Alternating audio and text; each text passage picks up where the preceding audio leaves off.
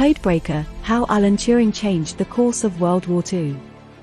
It's the early 1940s, at the peak of World War II.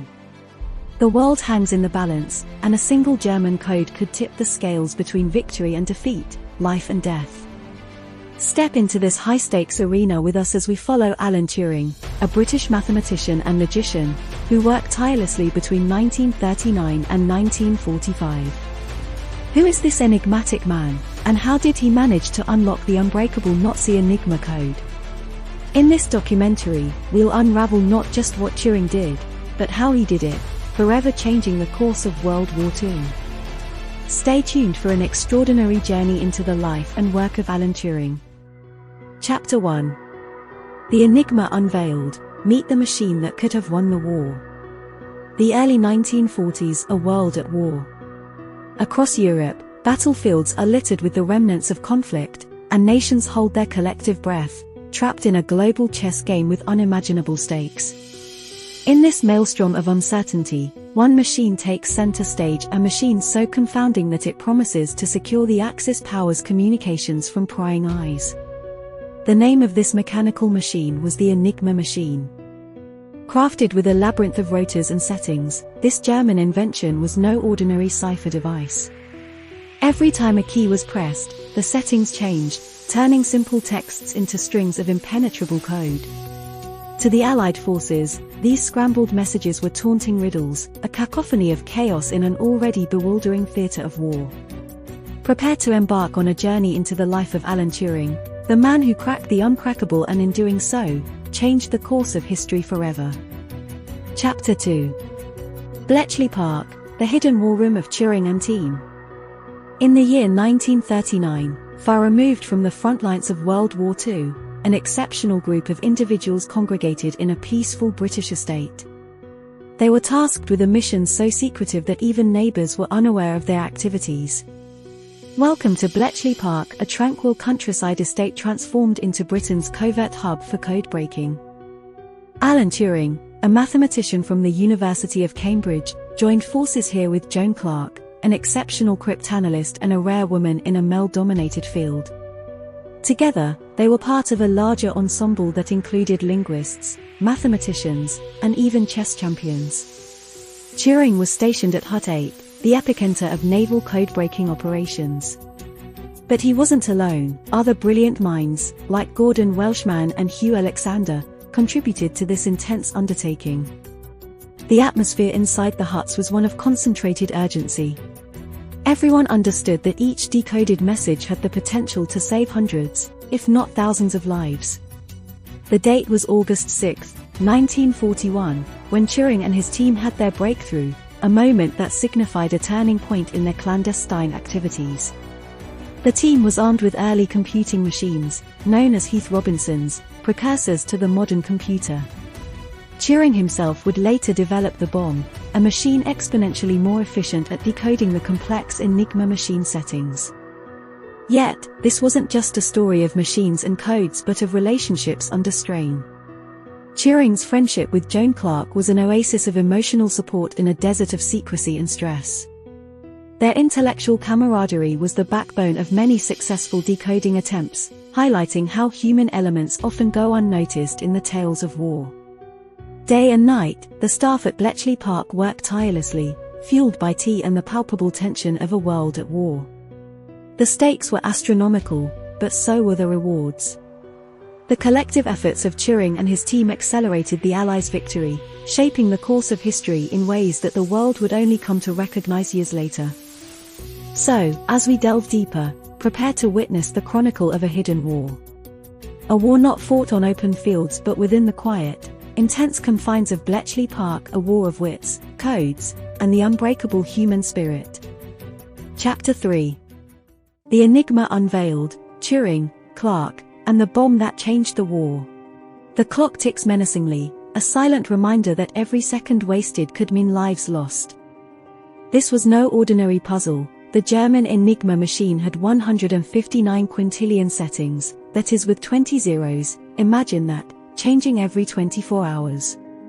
It was as if the Allies were trying to hit a moving target, blindfolded, and time was of the essence. Messages intercepted were like shooting stars, brilliant but fleeting, turning into cosmic dust if not decoded in a few hours. But the stakes couldn't be higher. With every encrypted message were clues to German movements, attack plans, and potentially, the keys to winning the war. Enter the bomb, Turing's brainchild and a mechanical marvel.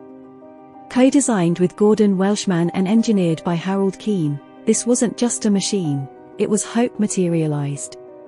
Inspired by earlier Polish efforts, Turing's bomb could test thousands of possible Enigma settings in minutes, something a human brain would take years to do. Yet, success was not immediate.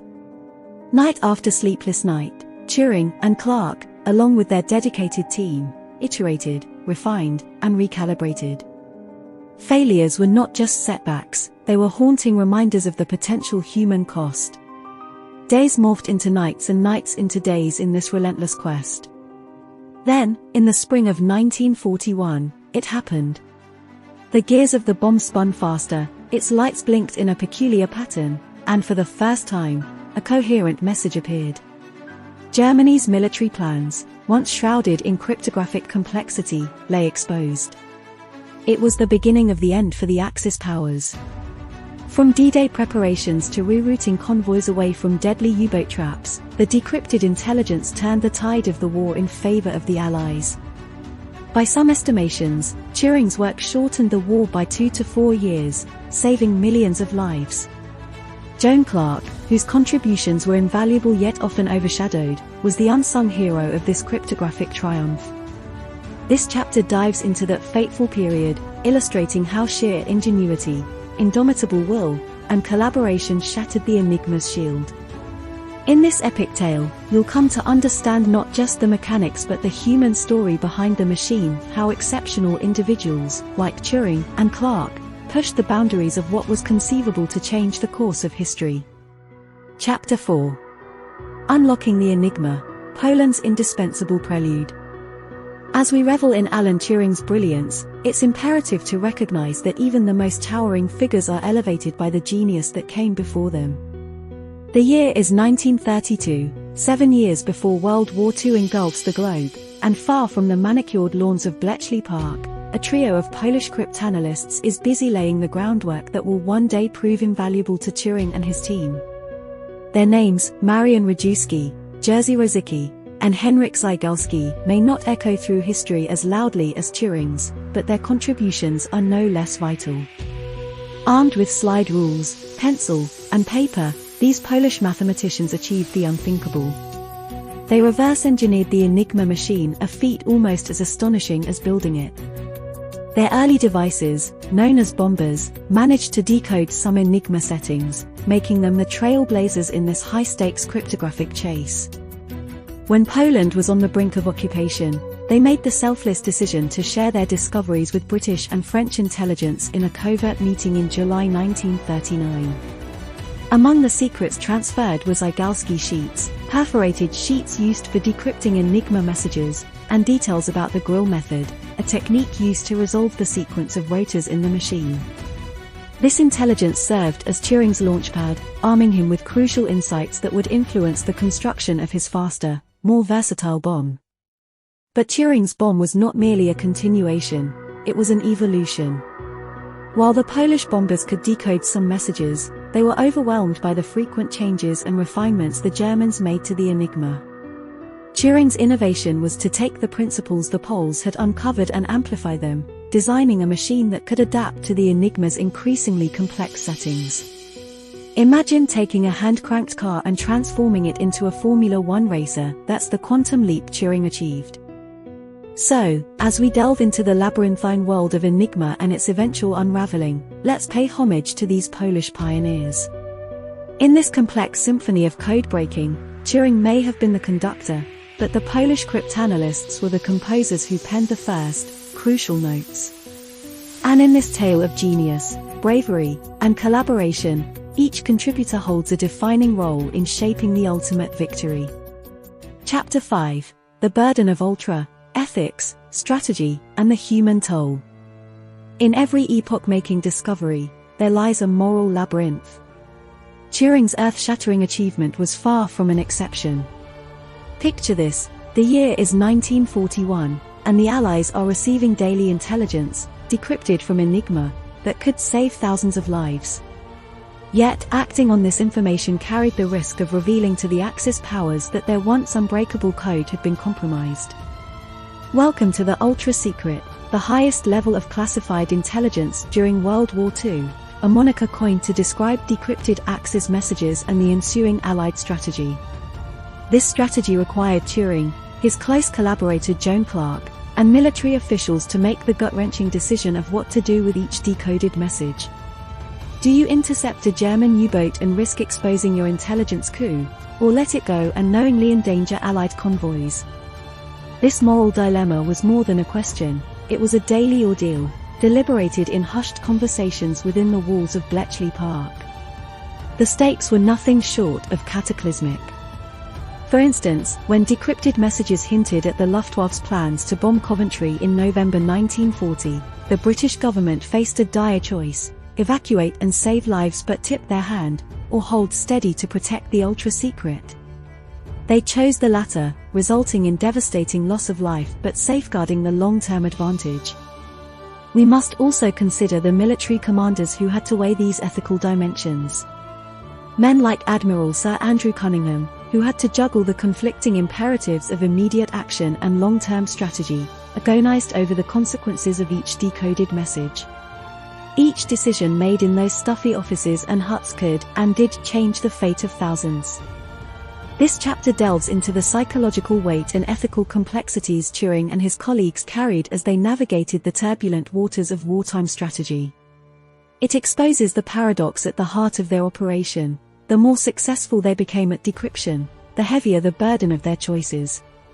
It's a poignant chapter in a triumph that was anything but simple, a facet of the story that reveals the human cost of changing the course of history. Chapter 6, Operation Ultra, Turing's pivotal impact and the human toll. Imagine deciphering a coded message and suddenly understanding the movements of enemy ships and planes. This is no mere intellectual exercise, this is life and death written in numbers and letters. Alan Turing didn't merely decipher the Enigma, he was instrumental in converting that intelligence into decisive actions that altered the very fabric of World War II. This invaluable information was codenamed Ultra, and its ramifications were nothing short of seismic. Take, for example, the pivotal Battle of the Atlantic, which raged from September 3, 1939, to May 8, 1945. Before Ultra, German U-boats had sunk over 2,800 Allied ships, amounting to 14 million tons of shipping. With Turing's decoded intelligence in hand, this grim statistic turned. The game-changing moment can be pinpointed to March 1943, when Ultra helped the Allies avoid German submarine wolf packs, and for the first time, monthly Allied shipping losses fell below 100,000 tons. From being the hunted, Allied convoys became the hunters. In the skies, Turing's work had an equally transformative impact. One notable instance was the lead-up to the D-Day landings on June 6, 1944. Ultra-intelligence informed Allied commanders of the Luftwaffe's dispositions, enabling a more effective use of air power to support the invasion.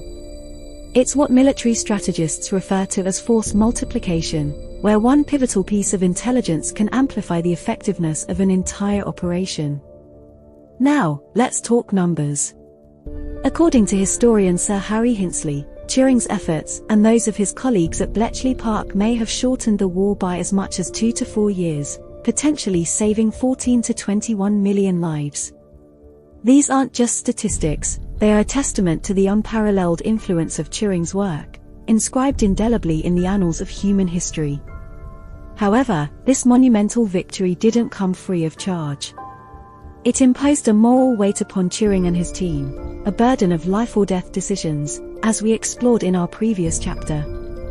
As we close this chapter, we're reminded that even the most dazzling triumphs have their darker sides, their ethical complexities. And it is this nuanced, multi-layered reality that makes Alan Turing's saga not just a story of intellectual prowess but also a deeply human tale of courage, ingenuity, and moral ambiguity. Chapter 7. Unseen Boundaries, Turing's Ethical Legacy and End. Before we delve into the final chapter of Alan Turing's remarkable story, I want to take a moment to thank you for joining us on this journey. If you've enjoyed this documentary and want to stay updated with more captivating content like this, please consider subscribing to our channel. Now, let's continue with the conclusion of Alan Turing's extraordinary legacy. As we conclude our deep dive into Alan Turing's monumental achievements, it's crucial to remember the man behind the code-breaking genius. After the war, Turing continued his work in the emerging field of computer science, making significant contributions to the development of early computers. However, his life took a tragic turn. In 1952, Turing's homosexuality led to legal troubles in the United Kingdom, where homosexuality was criminalized at the time. Turing was convicted of gross indecency and faced a choice between imprisonment and chemical castration. He chose the latter, a decision that took a toll on his physical and mental health. Tragically, in 1954, at the age of 41, Alan Turing died by suicide. It's a heartbreaking end to the life of a brilliant mind who had contributed so much to the world. Turing's contributions have been immortalized in history books and monuments, but perhaps his most enduring legacy is the set of ethical questions that still echo today. The term greater good often surfaces in these debates. Was the sacrifice of some to save many a justified act? And where do we draw the line? These are not merely academic questions, they form the moral bedrock upon which our modern understanding of warfare, cryptography, and intelligence is built. Turing's life was cut tragically short, a story of a hero wronged by the very society he helped save. But as we navigate the ever-changing technological and ethical landscapes of the 21st century, the questions Turing's work provokes remain as relevant as ever. From cyber warfare to privacy concerns, the ethical boundaries Turing prodded at are still evolving, still challenging us to consider where the lines should be drawn. It's a fitting coda for a life that was anything but simple. Alan Turing leaves us with more than just a tale of triumph over adversity, of intellect conquering impossibility. He leaves us with a lasting set of questions, moral, ethical, human, that challenge us to confront the complexities of the world we inhabit, complexities that go beyond codes and machines, reaching into the very essence of what it means to be human.